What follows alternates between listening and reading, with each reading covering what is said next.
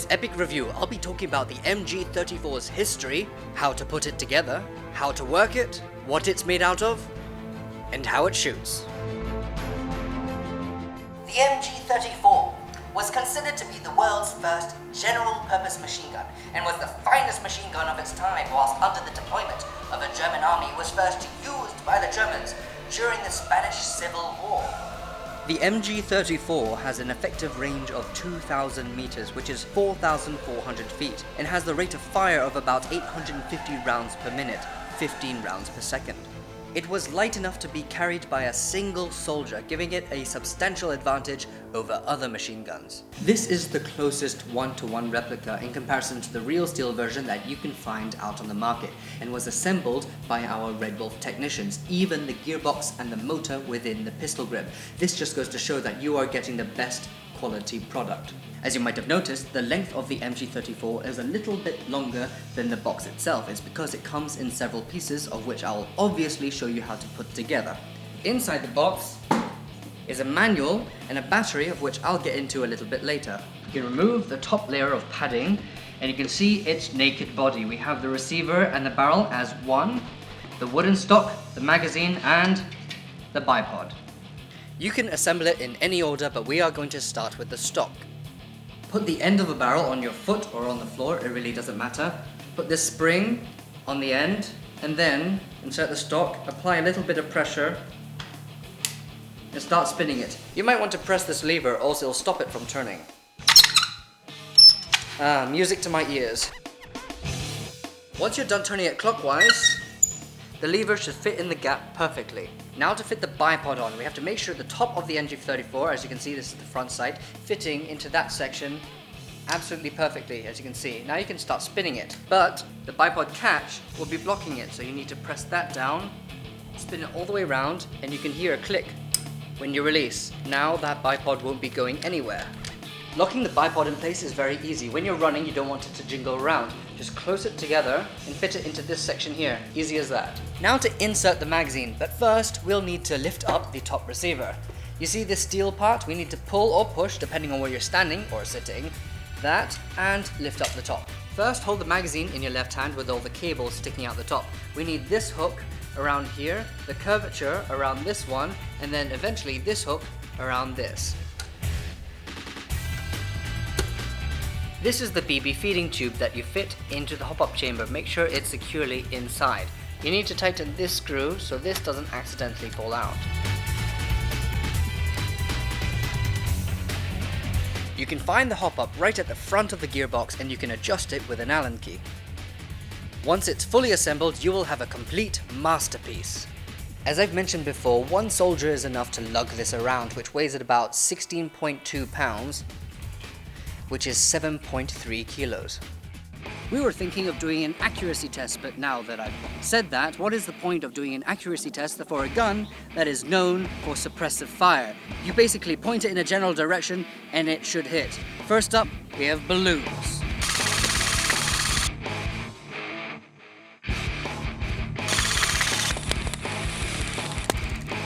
I'm going to show you how it all works. You're probably wondering what this big red button is, but we'll get into that in a sec. First, let's open it up. As you can see, this storage space here is where all 1,500 BBs will be sitting. This is the auto winding system, which is connected to that red button. To make it work, you'll need to plug in a 9-volt battery, of which you can store in that compartment. The MG34 comes with one of these, a TMC PEQ size 11.120C battery. The custom MG34 gearbox has large Dean's connectors, which is why it is suited to this TMC PEQ battery. So if you put these together, you can easily slot it in this gap right here. If you wish to buy them separately, you can on our website. As you might have noticed, there are still a few cables sticking out, one from the magazine and one from the gearbox. Those actually connect.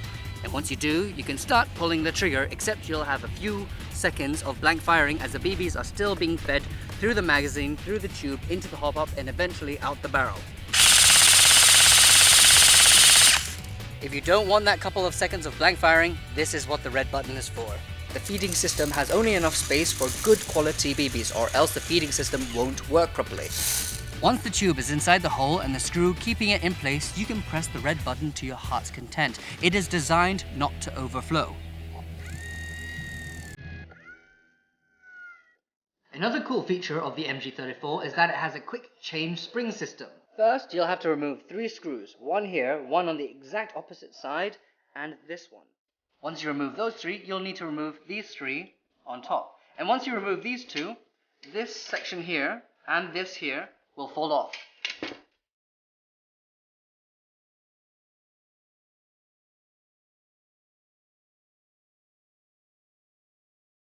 Now you can pull the gearbox out.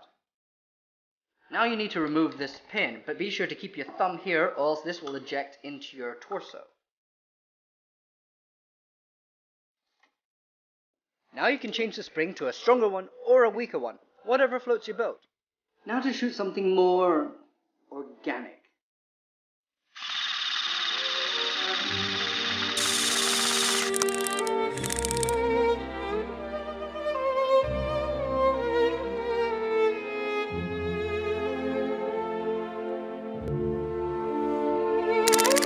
Grape juice, anyone?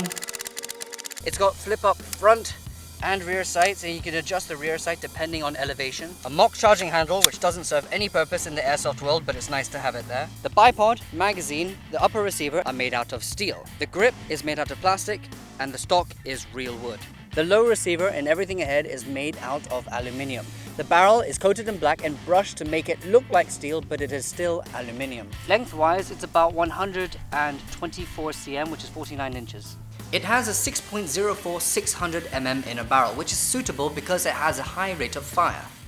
Now that I have the MG34, I finally have the chance to destroy the thing that's been tormenting me for years.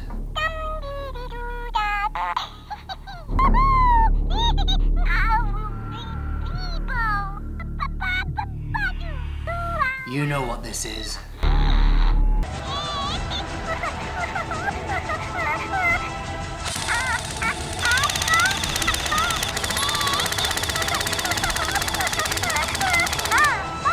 Sometimes the most annoying things are indestructible. Damn it. Can it shred paper? Well, safety first.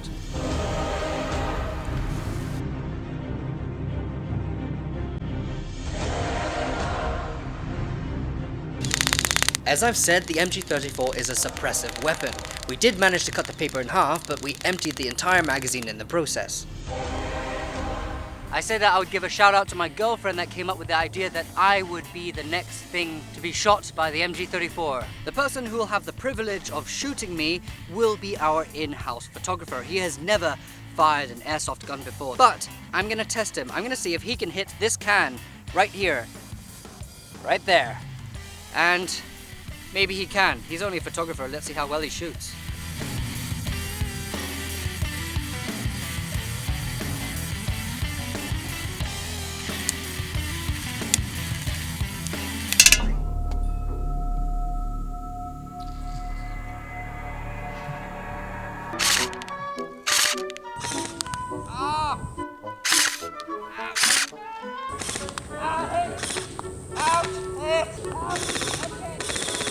What you didn't see is that he managed to get a few headshots in. But if it wasn't headshot, he got quite a few shots in my chest. He completely destroyed my arm, my back, and also my ass.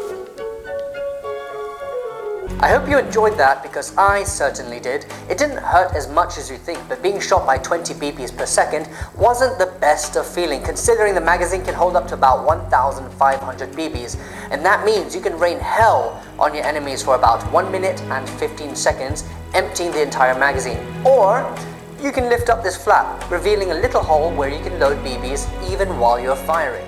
You can choose to alter the power for more or less depending on the laws and restrictions of your country.